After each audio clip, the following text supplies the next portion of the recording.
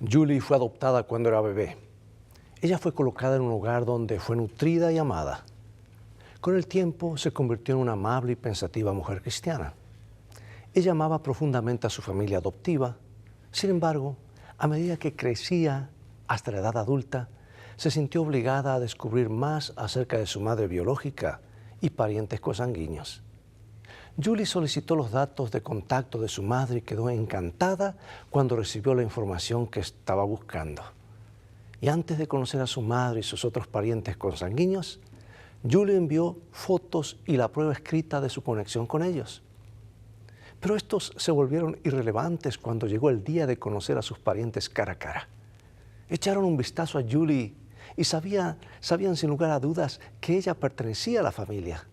Sus nuevos hermanos estaban abrumados por la similitud entre Julie y su madre. No solo se parecía a su madre biológica, Julie tenía los mismos modales, y gustos que su madre biológica. El parecido de Julie con su madre biológica fue la prueba más convincente de que ella era parte de la familia. Y amigo y amiga, hermano y hermana, de manera similar, los escritores del Nuevo Testamento sugieren que la unidad y el amor de los cristianos es la prueba más convincente de su conexión con Cristo. Cómo nos vemos y actuamos es un signo revelador de nuestra conexión con Él, más que cualquier otra prueba que podamos proporcionar, porque nuestras palabras y acciones impactan la forma en que otros ven a Dios y nuestra conexión con Él. Toma tu Biblia, enseguida regreso.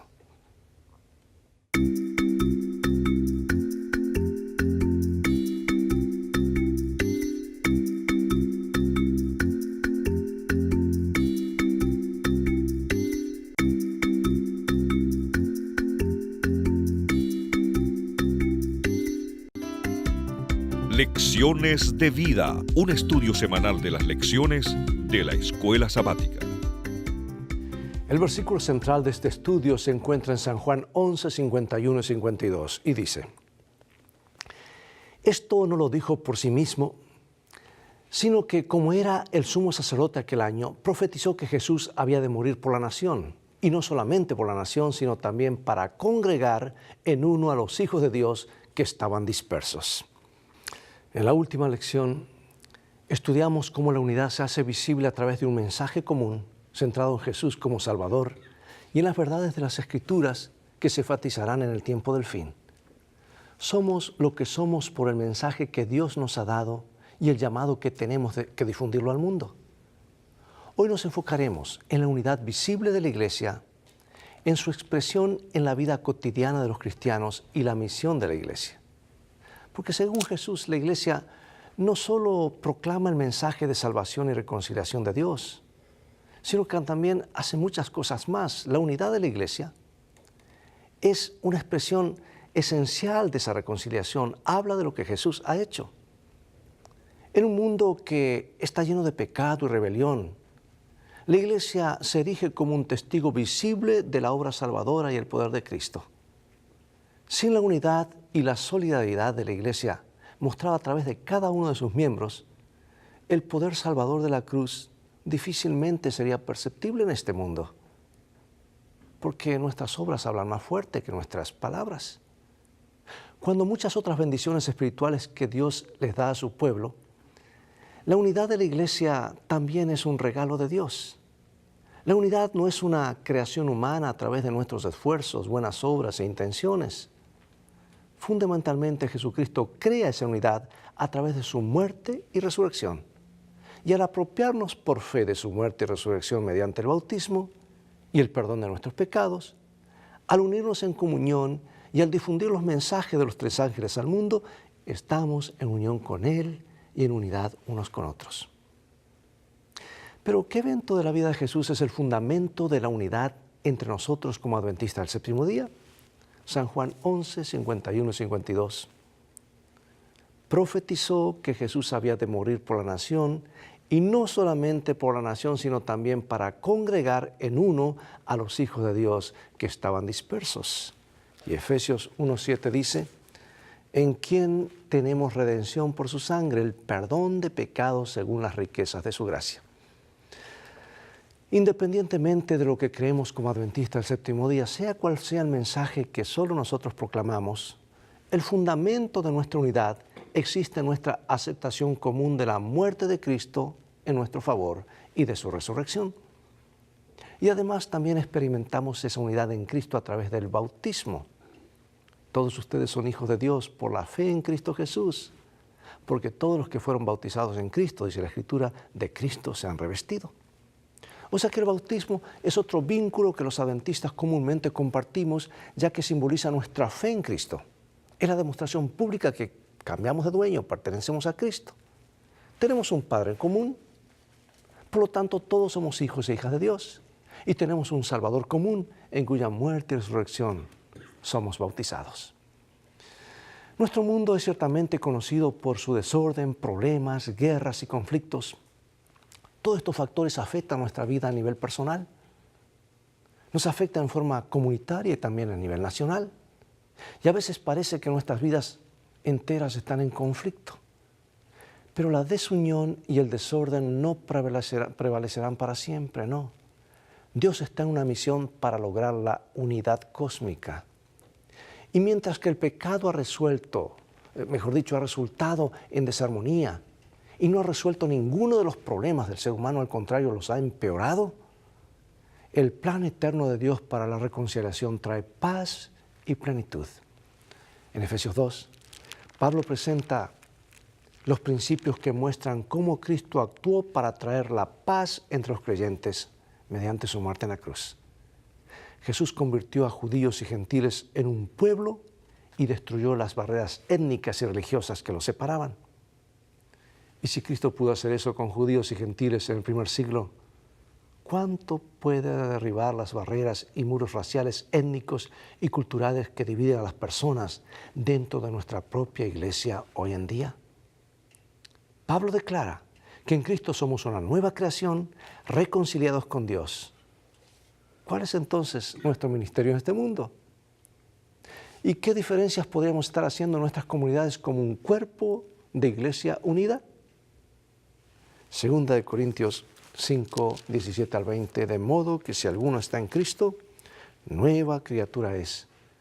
Y aquí todas las cosas viejas pasaron, aquí todas son hechas nuevas. Y todo esto proviene de Dios, que nos reconcilió consigo mismo por Cristo y nos dio el ministerio de la reconciliación. Ahí está. Así que somos embajadores en nombre de Cristo. Como si Dios rogase por medio de nosotros, os rogamos en nombre de Cristo, reconciliados con Dios.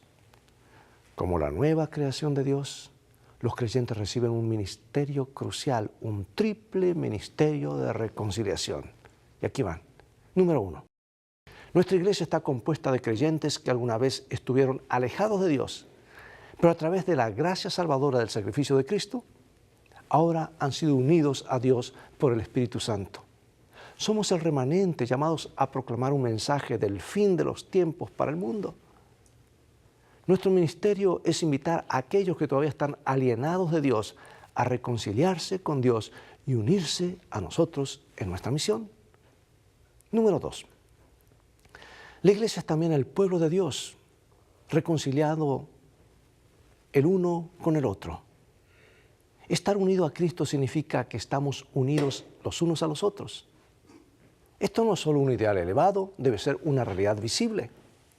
La reconciliación entre nosotros, la paz y la armonía entre hermanos y hermanas, es un testimonio inequívoco al mundo de que Jesucristo es nuestro Salvador y Redentor.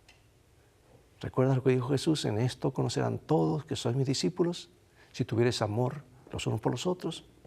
Y en tercer lugar, a través del ministerio de reconciliación, la Iglesia le dice al universo que el plan de redención de Dios es verdadero y poderoso y que va a triunfar.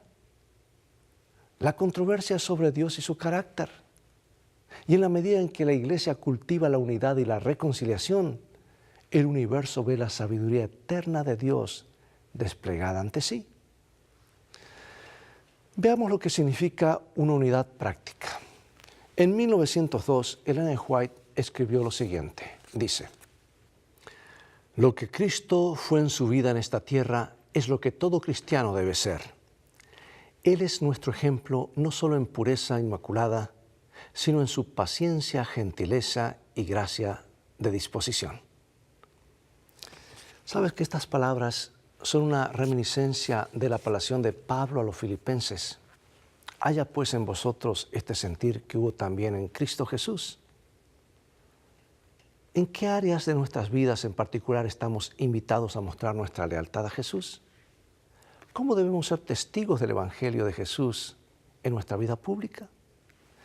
Quisiera leer varios versículos a continuación. Comenzamos con Efesios 4:25 y nos dice así: Por lo cual, desechando la mentira, hablad verdad cada uno con su prójimo, porque somos miembros los unos de los otros. Efesios 5:2. Y andad en amor como también Cristo nos amó y se entregó a sí mismo por nosotros, ofrenda y sacrificio a Dios en olor fragante. Colosenses 3:1-17. Si pues habéis resucitado con Cristo, buscad las cosas de arriba donde está Cristo sentado a la diestra de Dios. Poned la mira en las cosas de arriba, no en las de la tierra, porque habéis muerto y vuestra vida está escondida con Cristo en Dios. Haced morir pues lo terrenal en vosotros: fornicación, impureza, pasiones desordenadas, malos deseos y avaricia, que es idolatría, cosas por las cuales la ira de Dios viene sobre los hijos de desobediencia, en las cuales vosotros también anduvisteis en otro tiempo cuando vivíais en ellas. No mintáis los unos a los otros, habiéndoos despojado del viejo hombre con sus hechos. Vestíos, pues, como escogidos de Dios, santos y amados, de entrañable misericordia, de benignidad, de humildad, de mansedumbre, de paciencia, soportándoos unos a otros y perdonándoos unos a otros si alguno tuviere queja contra otro. De la manera que Cristo os perdonó, así también hacedlo vosotros. Y sobre todas estas cosas, vestíos de amor, que es el vínculo perfecto, y la paz de Dios gobierna en vuestros corazones, a la que asimismo fuisteis llamados en un solo cuerpo, y sed agradecidos. La palabra de Cristo more en abundancia en vosotros. Bueno, hay muchos otros pasajes de las Escrituras que invitan a los cristianos a seguir el ejemplo de Jesús y a ser testigos vivos de la gracia de Dios hacia los demás. Pero también estamos invitados a buscar el bienestar de los demás, llevar los unos las cargas de los otros, vivir en simplicidad y enfocarnos en la espiritualidad interior en lugar de la exhibición externa, y a seguir prácticas de vida saludable. ¿Con qué frecuencia subestimamos el impacto del carácter cristiano sobre aquellos que nos miran? La paciencia que se manifiesta en momentos de molestia, una vida disciplinada en medio de la tensión y los conflictos, un espíritu gentil en respuesta a la impaciencia y las palabras duras. ¿Sabes? Esas son marcas del Espíritu de Jesús que estamos invitados a emular o a repetir en nuestras vidas o a reflejar. Por eso, como adventistas del séptimo día, juntos somos testigos en un mundo que no entiende el carácter de Dios. Nos convertimos en un poder para el bien y para la gloria de Dios. Y como representantes de Cristo, los creyentes deben ser conocidos no solo por su rectitud moral, sino también por su interés práctico en el bienestar de los demás. Si nuestra experiencia religiosa es genuina, se revelará y tendrá un impacto en el mundo. Un cuerpo unificado de creyentes que revele el carácter de Cristo al mundo será, de hecho, un testigo poderoso, muy poderoso. Por eso pregunto, ¿qué tipo de testigo eres para los demás? ¿Qué encontrarían en tu vida que los hiciera querer seguir a Jesús? Y ahora la pregunta clave: ¿es posible tener unidad en medio de la diversidad? ¿Somos tan diferentes unos de otros? Bueno, en Romanos capítulo 14 y 15 el apóstol Pablo aborda cuestiones que estaban dividiendo profundamente a la iglesia en Roma. Y su respuesta a estos problemas fue invitar a los romanos a mostrar tolerancia y paciencia el uno por el otro y a no dividir la iglesia basados en estas preocupaciones. ¿Qué podemos aprender de su consejo? Vamos a Romanos capítulo 14, versículos 1 al 6, y nos dice: Recibid al débil en la fe, pero no para contender sobre opiniones, Porque uno cree que se ha de comer de todo, otro que es débil come legumbres. El que come no menosprecia al que no come, y el que no come no juzga al que come, porque Dios le ha recibido. ¿Tú quién eres que juzgas al criado ajeno? Era claro el apóstol, ¿verdad? Es muy probable que estos asuntos tengan que ver con la impureza ceremonial judía. Según Pablo, se trataba de contender sobre opiniones, indicando que no eran asuntos de salvación, sino asuntos de opinión que deberían haber quedado en manos de las conciencias individuales. Estas disputas fueron primero sobre el tipo de comida que usaban, comer animales prohibidos en Levíticos 11. Nunca fue el problema que abordó Pablo aquí, ¿no? No hay evidencia de que los primeros cristianos comenzaron a comer cerdo u otros animales inmundos durante el tiempo de Pablo. Y sabemos que Pedro no comió ningún alimento de ese tipo. Además, que los débiles comieron solo vegetales y que la controversia también involucró bebidas, indican que la preocupación se centra en la impureza ceremonial. Y esto es más evidente por la palabra impuro usada en Romanos 14:14. Porque esa palabra se usa en la antigua traducción griega del Antiguo Testamento para referirse a animales impuros, no a animales inmundos de Levíticos 11. Y al parecer, había personas en la comunidad romana que no comían en las comidas de confraternidad porque no estaban convencidas de que la comida estaba adecuadamente preparada o no había sido sacrificada a los ídolos. Lo mismo ocurre con la observancia de algunos días, porque esto no se refiere a la observancia semanal del sábado, ya que sabemos que Pablo lo observó regularmente. Es probable que se trate de una referencia a los diversos días festivos judíos o días de ayuno. Y la intención de Pablo en estos versículos es instar a la tolerancia hacia aquellos que son sinceros y concienzudos en la observancia de esos rituales, siempre y cuando no piensen en ellos como un medio de salvación. Ese es el punto. La unidad entre los cristianos se manifiesta en paciencia y comprensión cuando no estamos de acuerdo en los puntos de vista, especialmente cuando no son esenciales para nuestra fe.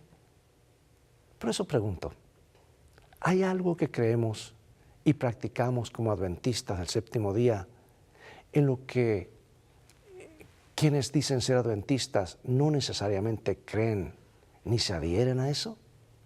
¿Hay algo? ¿Estamos siendo pacientes, tolerantes hasta que ellos comprendan? La unidad es esencial para la misión. Compara el ánimo de los discípulos durante la Cena del Señor con lo que tuvieron poco antes en la experiencia del Pentecostés. ¿Qué fue lo que hizo una gran diferencia en sus vidas? Vamos a San Lucas capítulo 22, versículo 24. Dice, hubo también entre ellos una disputa sobre quién de ellos sería el mayor. Y ahora vamos a ver la experiencia del Pentecostés en Hechos. Cuando llegó el día del Pentecostés, estaban todos unánimes juntos y perseverando unánimes cada día en el templo y partiendo el pan en las casas, comían juntos con alegría y sencillez de corazón. Bueno, en Hechos 1:14 y 2:46 la frase perseveraban unánimes también significa perseveró con una sola mente. Esto vino como resultado de estar juntos en un lugar, buscando en la oración el cumplimiento de la promesa de Jesús de enviarles el Consolador o el Espíritu Santo. Y mientras esperaban, les hubiera sido fácil comenzar a criticarse mutuamente.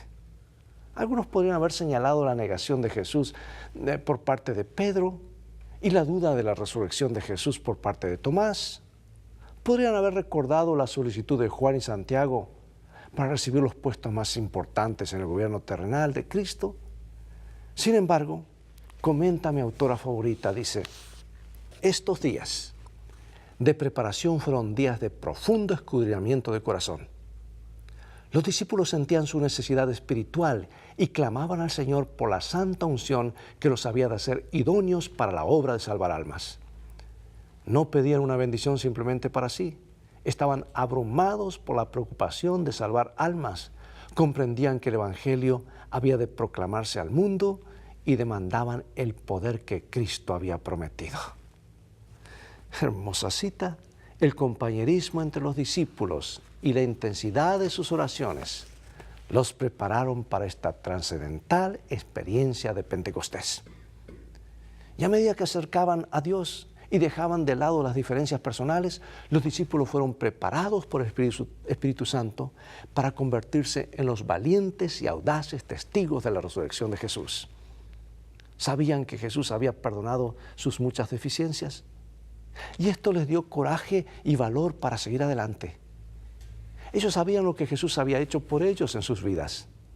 Ellos conocían la promesa de la salvación encontrada en Él. Y así, como dice Ellen White, la ambición de los creyentes era revelar la semejanza del carácter de Cristo y trabajar para el engrandecimiento de su reino. No es de extrañar que el Señor haya hecho cosas poderosas a través de ellos. Qué lección para nosotros como iglesia hoy, ¿verdad? Siempre es fácil encontrar cosas equivocadas en la vida de otras personas. Siempre es más fácil confesar los pecados ajenos que los nuestros, ¿verdad? Por eso pregunto, ¿cómo podemos aprender a dejar de lado los errores de los demás? Todo por la causa mayor de hacer la voluntad de Dios en una iglesia unida. Bueno, la siguiente cita ayuda a revelar cómo la iglesia primitiva, unida a Cristo, fue capaz de mantener la unidad a pesar de las diferencias entre ellos y así ser un poderoso instrumento, un testigo poderoso para el mundo, un instrumento en las manos de Dios. Leo lo siguiente. Dentro de la iglesia, las Escrituras ilustran cómo el Espíritu Santo guió a la iglesia primitiva en su proceso de toma de decisiones. Esto se hace en al menos tres formas estrechamente interconectadas. Revelaciones, por ejemplo, el Espíritu le dijo a la gente qué hacer. Cornelio, Ananías, Felipe y tal vez el echar suertes.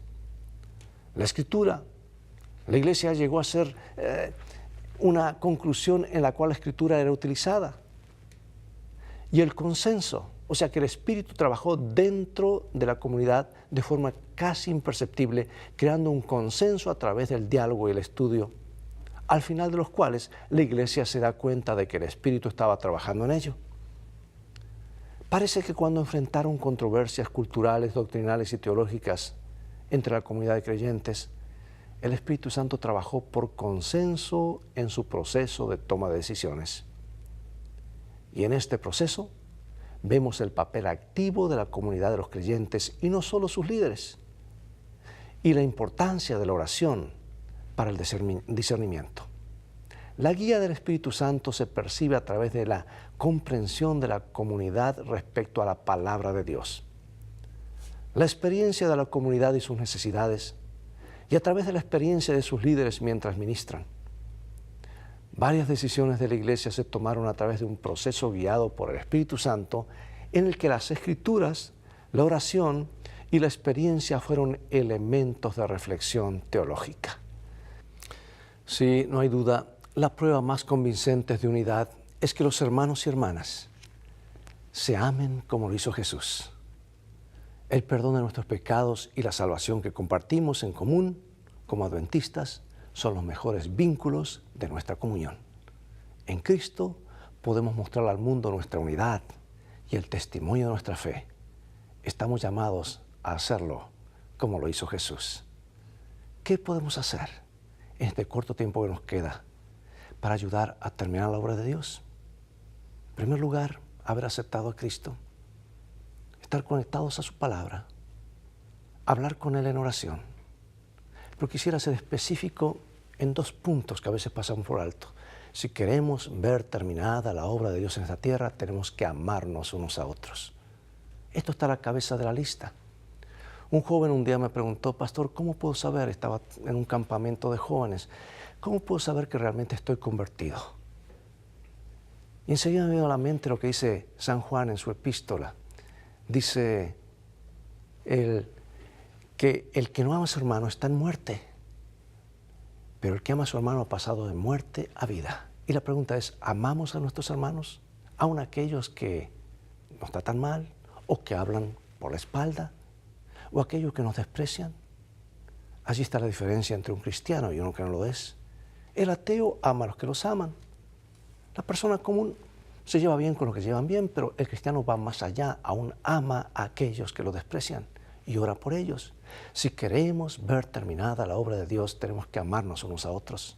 En esto conocerán todos que sois mis discípulos, si tuvieses amor los unos por los otros. Número 2, si queremos ver terminada la obra de Dios, tenemos que hablar positivamente. Por tus palabras serás condenado, por tus palabras serás justificado, dice Jesús. Con nuestra boca podemos hacer mucho. Conocí una iglesia muy grande, de más de 1000 miembros, pero un líder se paró y comenzó a hablar palabras negativas y en poco tiempo literalmente sepultó esa iglesia. Quedaron unas poquitas personas. Con nuestra boca podemos hacer mucho. Sabemos cómo terminar las cosas. Habrá un pueblo de Dios triunfante y nosotros somos parte de ese pueblo y queremos triunfar con el Señor. Usemos la boca para edificar porque sabemos cómo determinar las cosas. El diablo quiere todo el tiempo que estemos hablando, ocupados en críticas, ocupados en ver los defectos de los demás, y a veces lo hacemos como una sublimación de nuestros problemas para ponerlo en problemas de otro y compararnos. Yo creo que no estoy tan mal como el otro. ¿Sí? Dice la sierva del Señor, si tú hablas de luz, tendrás abundancia de luz. Pero si hablas de oscuridad, tendrás abundancia de oscuridad. O sea que con nuestra boca podemos hacer mucho. Amarnos unos a otros en primer lugar, hablar positivamente. Número 3, orar y estudiar la Biblia como nunca antes. A veces hacemos énfasis más en la oración que en la Biblia. Y un día un joven me preguntó, pastor, ¿qué es más importante? Yo le dije las dos cosas. No, ¿qué es más importante? Yo le dije las dos cosas. Pastor, ¿qué es más importante? ¿Lo que usted le dice a Dios o lo que Dios le dice a usted? Y ahí había un mundo de diferencia. Lo que Dios nos dice es vida para nuestras vidas. Y la conexión con este libro nos llevará a una vida de oración. Y allí no queda, sino que ahora vamos a querer contar a otros y empezar a vivir una vida de testimonio cristiano. Compartir a tiempo y fuera de tiempo estas preciosas verdades. Dios nos ayuda a estar unidos a Él, unidos unos a otros, para cumplir fielmente la misión que se nos ha encomendado. Oremos. Gracias, oh Dios, por darnos tu palabra y los principios para mantenernos unidos a ti los unos a los otros. Gracias por tu iglesia, ayúdanos a cumplir la misión que nos has encomendado como individuos o como iglesia. En el nombre de Jesús lo rogamos. Amén. Amigos, es todo el tiempo que tenemos por hoy. Ha llegado el momento de despedirnos y será hasta el próximo programa de la serie Lecciones de Vida. Invita a otros a sintonizar este canal y transfórmate tú mismo en un canal de bendiciones. Dios te bendiga y recuerda, tú vales mucho para Jesús. Él te ama más de lo que puedes imaginar.